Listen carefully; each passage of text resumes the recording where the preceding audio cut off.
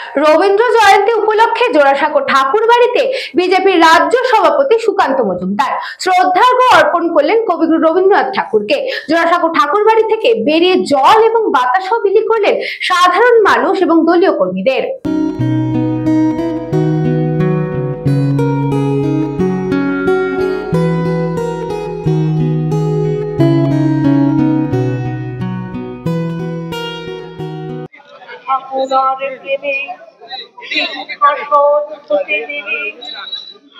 আপনারা জানেন প্রত্যেকবার রবীন্দ্র ভারতীতে বাইরে স্টেজ করে প্রোগ্রাম হয়, এবার হয়নি।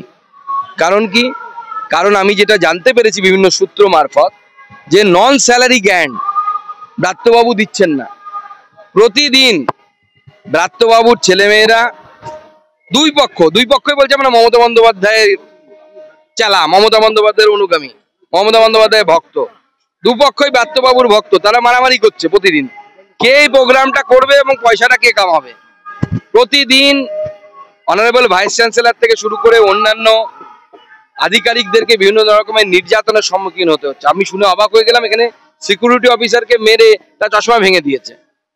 এই যে পরিস্থিতি, রাজ্যের বিশ্ববিদ্যালয়ের ক্যাম্পাসে যদি এই পরিস্থিতি হয়, রাজ্যের শিক্ষা ব্যবস্থা কোথায় গেছে?